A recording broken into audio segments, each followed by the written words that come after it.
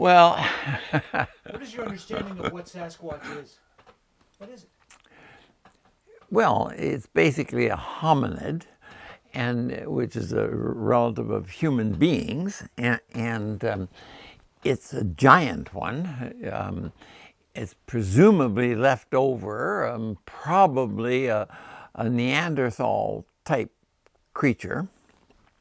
And I got involved in it when I was a young kid because my mentor was Frank Beebe at the Provincial Museum, and I was brought up in the bowels of the museum with all the biologists and the botanists and so on. And I would spend every bit of my spare moments meeting with those guys. And when I got out of high school and was working on becoming a commercial pilot, I had more time, and I'd spend more time at that round table of coffee people, all the biologists, and myself, and John Green. And John Green was there because he had special privileges from Dr. Carl to go through the boxes, all through the labyrinth of tunnels that exist under the old Provincial Museum and underneath the actual Parliament buildings themselves. There's miles and miles of labyrinths of corridors. And they're all filled up on the sides with boxes. Stuff that people have donated over the years, none of which has ever even been pawed through. And John Green, in his youth, because he was a little bit older than me, but not very many years, wanted to know more about Sasquatch because John lived at Harrison Hot Springs. And the whole concept of Sasquatch came about in the popular genre of names and so on. It came about from the Stahalites, or the Chehalis native band, First Nations. In fact, it is their symbol. And there's a major crossing right of the Harrison River, right in front of the band. And it goes from Mount Washington across to the mouth of the Chehalis River. And there's a big narrows, or I'm sorry, not narrows, shallows in the water there. And the Sasquatches, I guess, didn't swim. They waded across. And this was the Sasquatch crossing. And today it's memorialized in the fact that they've renamed the famous old Fen Lodge that was right near there for fishing for 100 years. First Nations have bought that lodge, and they've named it the Sasquatch Crossing Eco Lodge. Well, the First Nations knowledge of Sasquatch was the fact that they kept seeing them, everybody in the village. And today there's 1,300 villages, one of the largest First Nations bands still on the coast. And everybody knows the Sasquatch quite intimately. And because of this crossing, they would see the animals crossing there regularly. And of course, they liked it because there was lots of salmon. Today, the Harrison River is the most important salmon river in all of Canada. It's the only river designated as a salmon stronghold river. Again, because all species of salmon spawn there. And of course, the Sasquatch loved that. And the Indians, First Nations, they loved that. That's why they had their biggest village there. So the two things came to obviously together for the exact same reason. The salmon brought the Sasquatch. So it was a hot spot of living biological creatures. And because John lived just around the corner in Harrison, he got involved in the story that first emerged from the First Nations at Chehalis. And he went straight to the Provincial Museum, and that's where I got to meet him. And he was given a freedom of running through these corridors, checking all these open boxes. Nobody ever looked in them. They'd been donated by families. And he was looking for bones, looking for something that would add to this whole historical perspective of Sasquatches. And so I got to know John very well. And later on, a few years later, I'm involved in my own thesis on eagles. And I had a float plane. And one of the areas that I wanted to do some studies, I was doing them in the Gulf Islands, Barkley Sound, but I wanted to do some studies at that other big ecological hotspot known as today as the Great Bear Rainforest. And that also happens to be the great other area for concentrations of Sasquatch. And one of John's best friends, Bob Titmus, was up there in his boat and his dog setting. You may remember there's a box camera about this big. It was called a Brownie Hawkeye. And he'd come up with a gizmo where he could put a tripwire. And he had 500 of these Brownie Hawkeyes. And when I got up there, I got conned into helping him set a few hundred of these along the trails that the Sasquatch and the Kermode bears used to walk. And so I got to know... so you were looking for Sasquatch? Well, I was up there looking for bald eagles, but it was as a biologist. But Titmus was interested in Sasquatch. He was there for Sasquatch, and because I ended up flying in, I had a boat there as well. I could just whip around the corner from where I lived. I had a tent set up on a platform, floating dock. And so I went over and would help Bob set his cameras up and stand bear guard for him at the same time. So I got to know him very well. So that sets how I got involved. I got through my graduate studies and went into filmmaking. I had been a great devotee of the first 1953 films of David Attenborough. And I decided when I got out of high school, I bought, on the day I graduated, I bought an airplane to become a commercial pilot. I bought the best movie camera in Canada and a car so I could get around. And I made my living for those first 10 years out of grad school from making wildlife films. Well, lo and behold, at the end of the 60s, in 1970, I decided to start the publishing company in the Hancock house where you are now.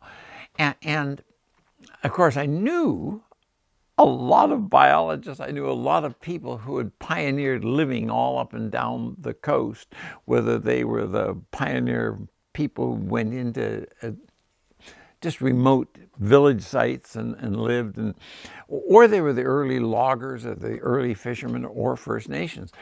And so those were my specialties to seek those people out for doing their stories. And that's what we did. And so part of this then became, I knew all the Sasquatch people. Well, they had only had one person who had ever done a book for them, and that was John Green, and he'd done a series of books. And all the rest of them wanted somebody to publish their book. So I started to publish Sasquatch books. I've now done 45 Sasquatch books. So we became kind of the Sasquatch publisher of the world.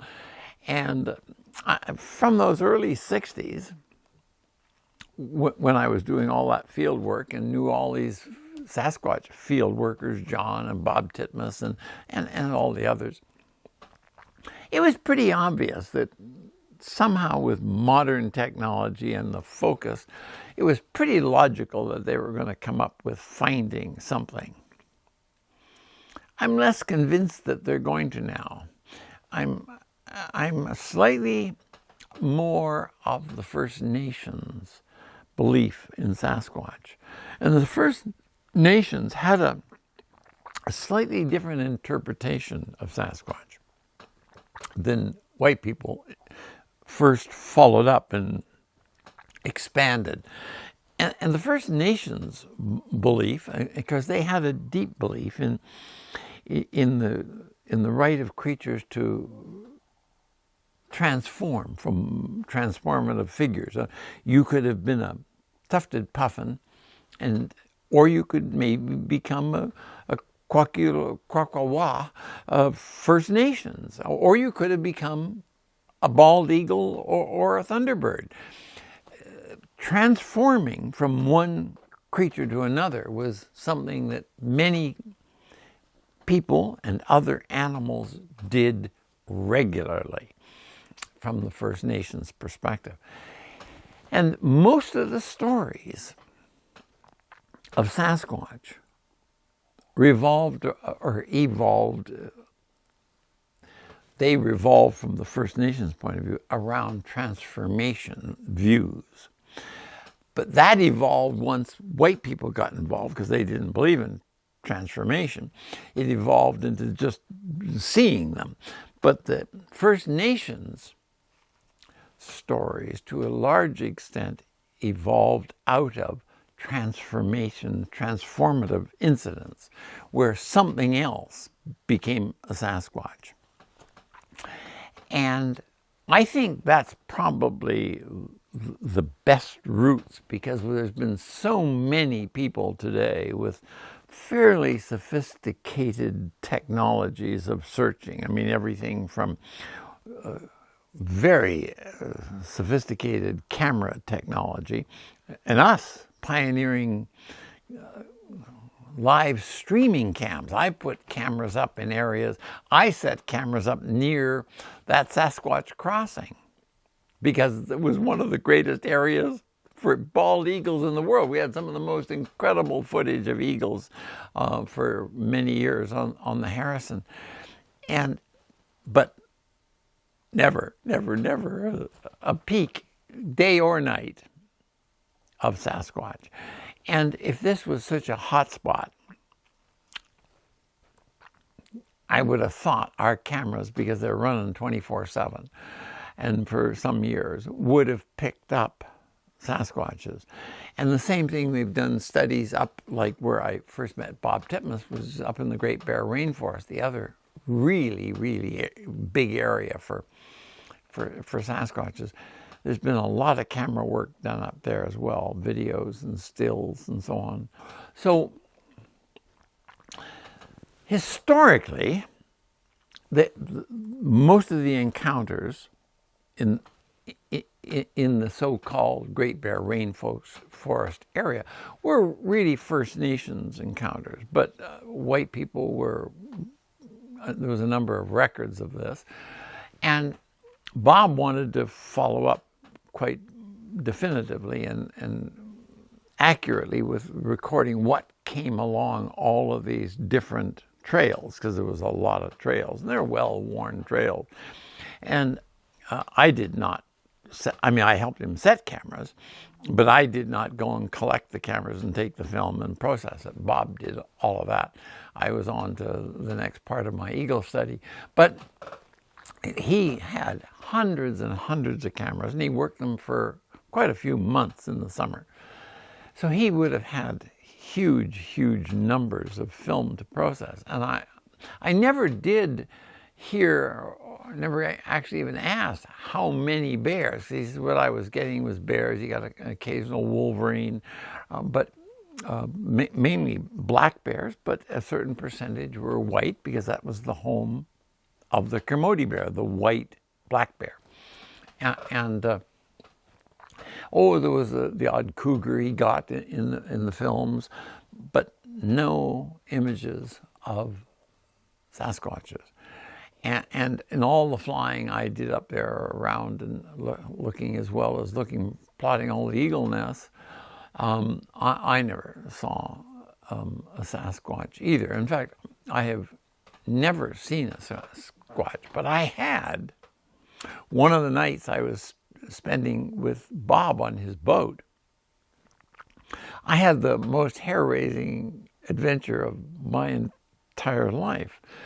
Bob and I, and my wife at the time was with me, and we were sitting in, Bob Titmus had a very narrow, long, about a 34-foot boat, but very narrow, so it was very rocky. It was like a canoe, but it wasn't. It was a commercial fish boat.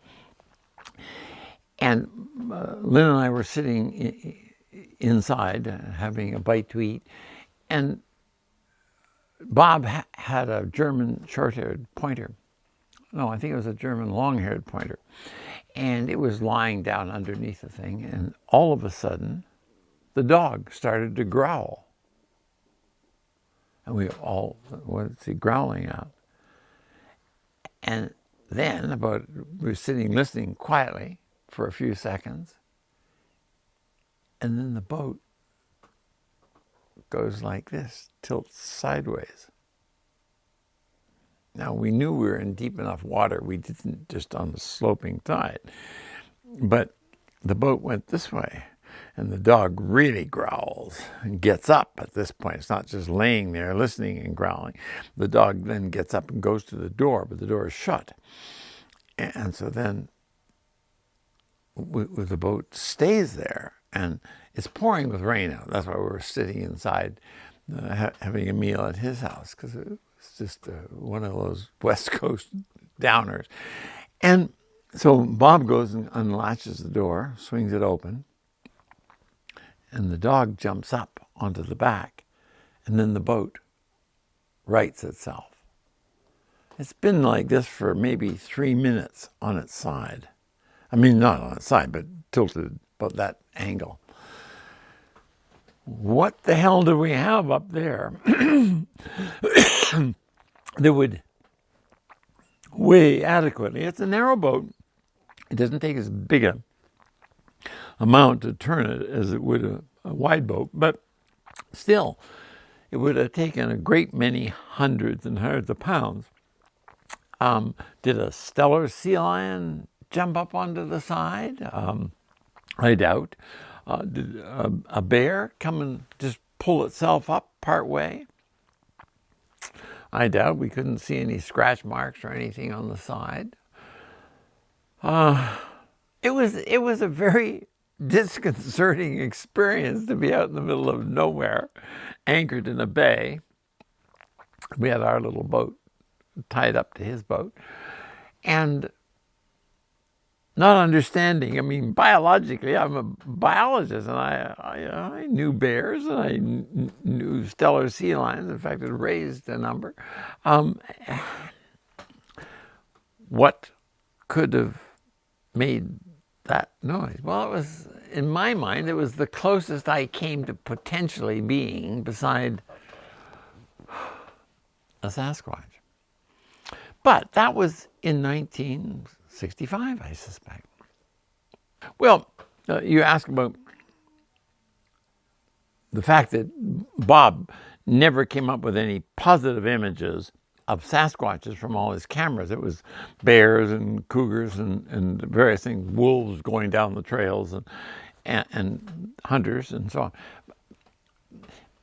Negative information doesn't get you very far in science. It can be useful in potentially limiting how you approach something, but not determining it in a positive sense doesn't necessarily say that it, just because you spent X numbers of days, weeks, months looking for something and you didn't see it, doesn't mean it didn't exist or pass by there in a form that you didn't see or at a moment you didn't see.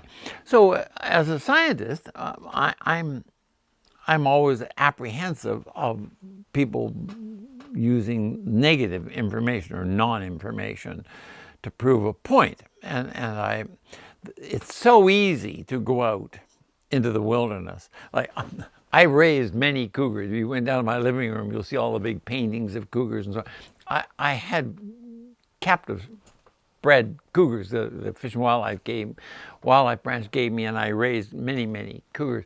And I'd take them out on filming expeditions and so on in the wilderness. So I very much know cougars. I have been out on many hunts with cougar guys with their cougar dogs. And if you went out with a cougar hunter and his dog, you're pretty likely to find a cougar. But in the thousands and thousands and thousands of hours that I have spent in the wilderness looking for wildlife and flying, doing surveys and looking for wildlife, I've seen bobcats, I've seen many, hundreds and hundreds of bears from airplanes. I've even seen wolverines from airplanes, mountain goats, but I've never seen a cougar. And in all the time on Vancouver Island, which is, of course, the region of some of the greatest numbers of cougars, I never saw one without there being a dog to track it. And so I just tell you that story because I had a cougar right here on this property kill one of my llamas. Now, I never saw it, but it happened to have been a night of a brief snowfall, and there were all the tracks, and the game department came out and tracked it down and got it. But I have personally never seen a cougar in the wild, and yet I love cougars. They're the creature of a great meaning to me. Looked for them immense numbers of times, been out catching them, but that was when there was a dog.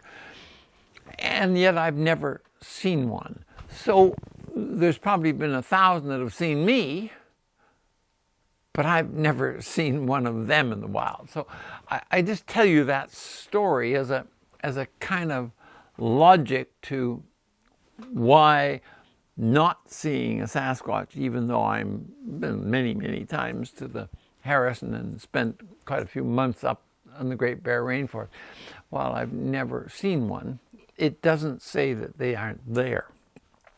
However, and this is the however, I'm now 86, and 1965 is still quite a few years in the back behind me. And if you'd asked me if 50, 60 years from when I was really involved in looking and talking about that we could go another 50, 60 years with increasing technologies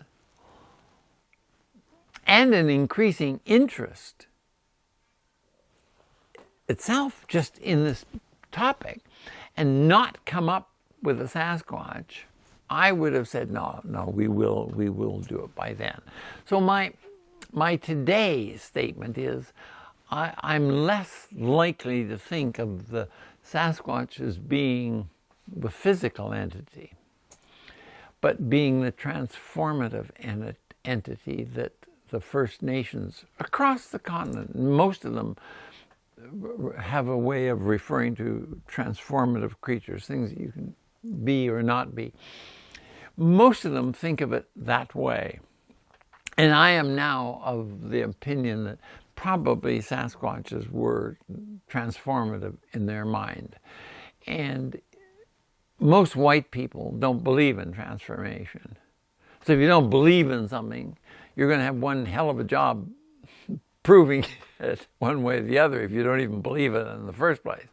So my gut feeling is that today, I think that the Sasquatch was probably a wonderful tool for raising young of First Nations people, because it was from Newfoundland to Florida to Baja to Alaska.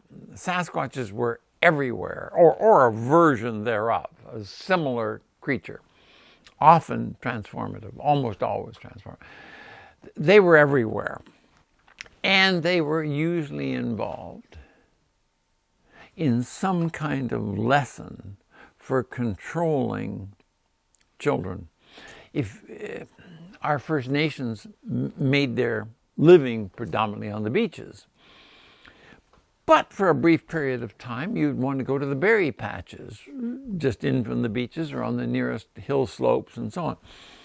Well, those are the berry patches that if it was pre-spawning season or post-spawning season, a lot of bears were going to be in those berry patches. And so you're sharing the same food source as the blacks of the grizzly bears.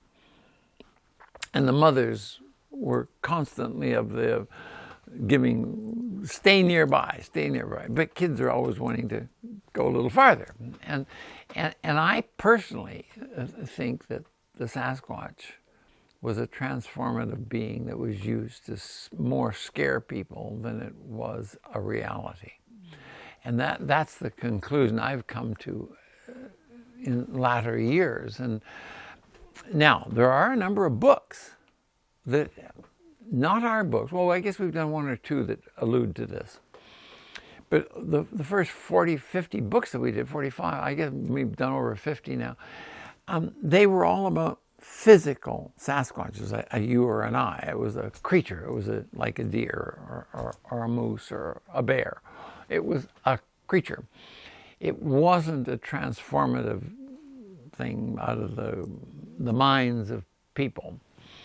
And the result of that is that I have gradually begun to think of it less as a real creature, hard creature like a bear or a deer, and think of it more as an imaginative, transformative creature.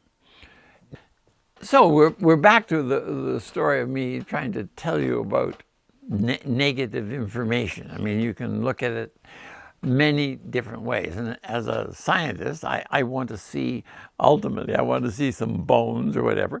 Now, science, or a hunk of science, has accepted Sasquatch on the basis of a whole bunch of criteria. It's in some areas of science, it's now an accepted species, but not throughout all science by any means. So you have to kind of, as a scientist, follow your own hunches and your ability to pose questions of nature and hypotheses and test them and so on. And it's still quite possible that there is such a thing as a real live Sasquatch. It's quite possible. I mean, we know, this is the real base of this, we know that the world, the northern hemisphere at least, most of it, had the earliest oversized Neanderthal men. They were there, they were here, they were everywhere. And that they were still capable of moving great distances in the last 500 years. So if they weren't in one area, they could be in another area. So I'm not of the opinion that I would want to say that they don't exist at all.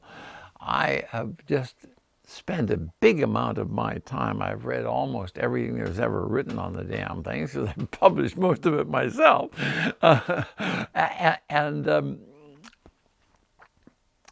I'm to the position that I've stated that I think that the natives had it right, and most of them do this transformative aspect of it. Almost all of their examples involve that. And that may be a wonderful state to get yourself into, to be able to do that and believe it. Great. I'm not of that frame of mind. I want to see things dealt with more concretely and more scientific evidence. So I'm not saying it doesn't exist. I'm just saying that from my point of view, I think the likelihood is it's more of a transformative creature than it was a real creature. But it had early relatives that we know are all over the world. And is this what is left? Just one of these isolated offshoots of these last relatives? Could be. You posed the question, one where I would eventually want to go to, and that is, our First Nations have been here one hell of a lot longer than we as modern human beings have been here. I mean, we know that various forms of humans and proto-humans have been in existence for 200,000 years, and fairly robust humans have been around for 50, 60,000 years. And that was across so much of the world. I mean, even parts of those same people moved into Australia 48,000 years ago, the Aborigines of Australia. So they got there one hell of a lot earlier than natives got here. So there is a continuation of the evolution of the human species from us going back into time that went through various other, I'm not even sure I like the word, but more pre-human forms, in the sense that they weren't the social creatures that we are today, and with our ability to screw everything up that we now possess, and that's presumably an advancement, heaven forbid. But going back in time, if you take our First Nations back, and it's maybe only 20,000 years they were here, maybe it's 25,000. I will not be surprised if First Nations have been on this continent for more than 20,000 years. They don't. A lot of the records don't go back much more than that, but I would say it may even go back another 10,000. Early people would have followed the coastlines. I mean, it's so easy to make a living along the beaches. I mean, if I had to make a living, I'd just go to the beach and stay there, walk up and down the beach, and you can always dig clams. If you figure out how to jig a fish or create some place where you can trap them or get them when they're spawning. Marine mammals. There is so much food on the beaches. And yet, and this is what most scientists, or no, the scientists understand this, most people of today have trouble grasping. Just 14, 15, 17,000 years ago was the peak of the glaciation over this valley. We are probably sitting under 3,000 feet of ice, or we're aware we would have been sitting under 3,000 feet of ice on this valley. And when you realize the continent had so much of the world's water sitting on top of it, and that meant it came from the sea, there are places and times when we think the sea was 400, 500, and 600 feet deeper than it. The shoreline was 400, 500, 600 feet farther down. Well, that's where the people who were the early people would have been living. They've been following the shoreline, because that's where all the intertidal life was. That's where the marine mammals were. That's where the birds were. That's where food was. And so if there were caves at those different levels, 400 feet down, they would have been living in those caves just a few feet above the shoreline. But then as all that ice off the continents melted, it ran down our rivers, cut our great valleys and great canyons, but raised the waters of the ocean and covered up all these lower level housing units, the caves. And so those early dates, timings, are simply hidden underwater. And so it's not an easy environment to evaluate for early human beings. It's simply not there. It's hundreds of feet underwater. And they weren't technically advanced in the sense of they didn't have bulldozers, and they didn't have the ability to do a lot of things in cement, and they didn't build huge structures. So they're not down easily seen at 50, 100, 200, 300, 400 feet down. They weren't building them. They were just living and enjoying the easy life. Well, I think my point in that last story there is that going back 20, 30, 50, 100,000, 200,000 years along our shoreline, the shoreline was very, very different, and at different depths of down. And lots of creatures that would have been in that most productive zone are the records of those people are simply not something we can easily access. And we haven't been able to do that. So we're simply not aware of that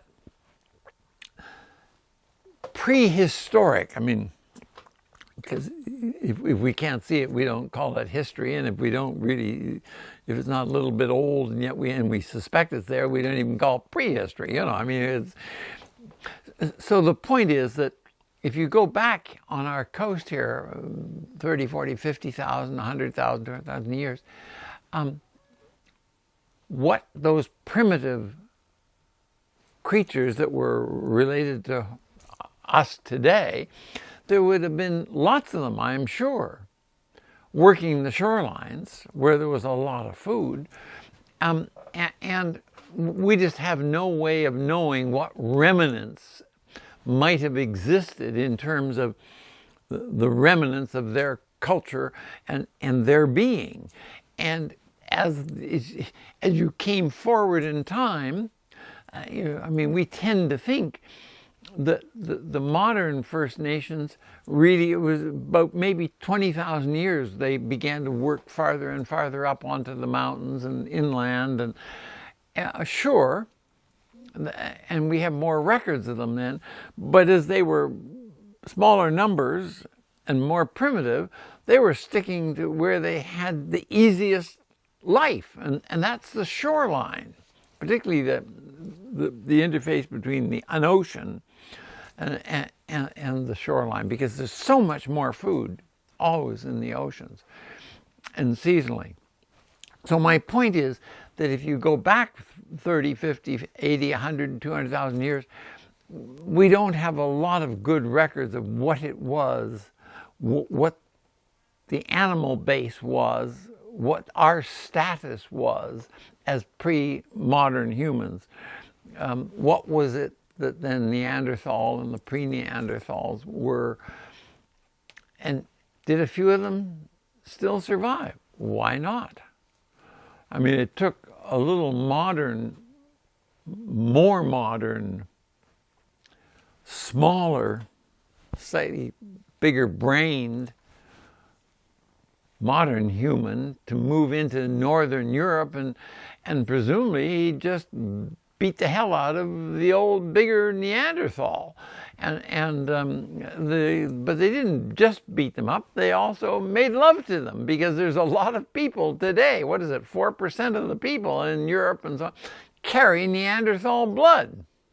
So I mean, it's known that the southern moving small, more modern human being moved north into Neanderthal country, and they'd been there for 50, 60, 70,000 years or more. And it wasn't just a case of one beat the other. They obviously did. One replaced the other. The little guy, the brainier guy, replaced the bigger guy. But he also made love with them. And some of that lovemaking has resulted in a huge percentage of the world's northern circumpolar populations having this small percentage of Neanderthal blood.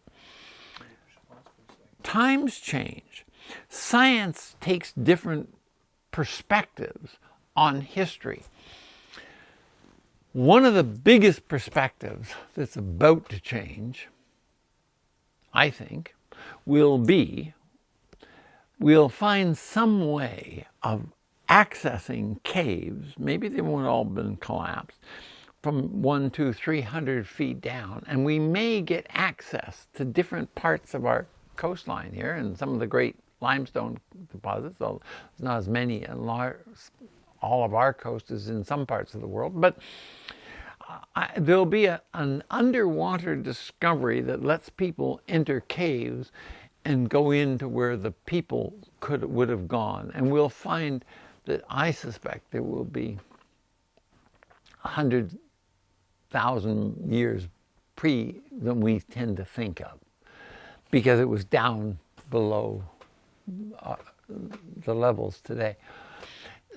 So maybe then I will feel, well, gee, there was so many people then, and they were having bones, because they were, as one group was overtaking the other group, to be the remains of the ones that were there before, and they'd be a little bit more primitive. So we may come up with more primitive, a few generations back. I mean, not just generations, a few species back. And that will be the next big area of discovery. We aren't there yet. We aren't there yet. So it addresses your issue.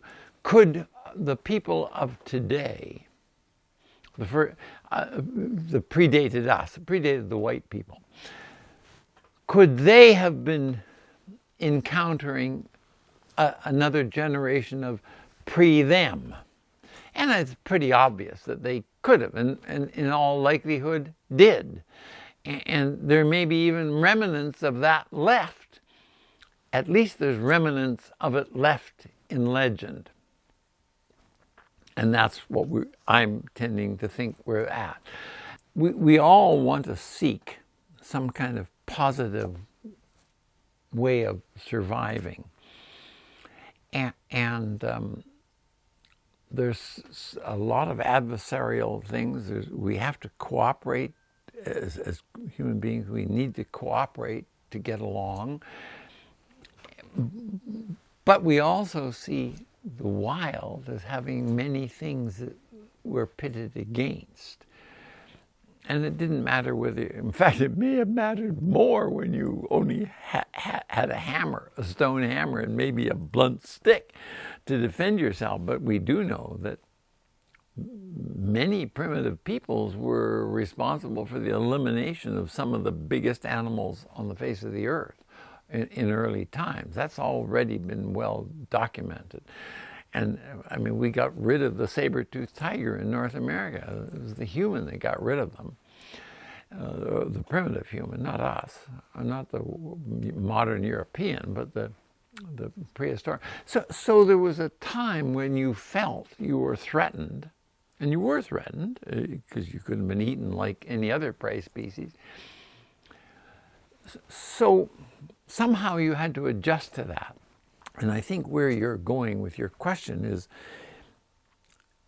as time went on, and there was the time when there were more of these primitive species out there, pre-humans, and pretty soon they congregated in one or two types, and maybe you only got to see, if you lived in the Nass Valley, you only got to see the natives who were in your Nass Valley, unless you got in a big boat later in life and paddled your way down, and then you got to see Coast Salish people as well, or if you went a bit north, you got to see the Tlinkits. But you also had to defend yourself against bears and against wolves on occasion, possibly. So where you're going with this story, I think, is a perfectly logical one. As the technology became a little bit better, and your spear points became more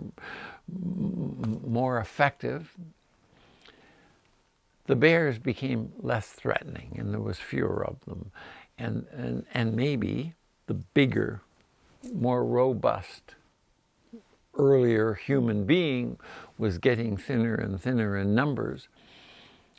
And so you ended up with the stories, as you no longer could see these bigger northern robust people because they were pretty much gone, then you used the story of them for another reason. You used it, in other words, to keep your kids safe from the bears. And I personally think that's exactly how this happened. It was very effective, very effective.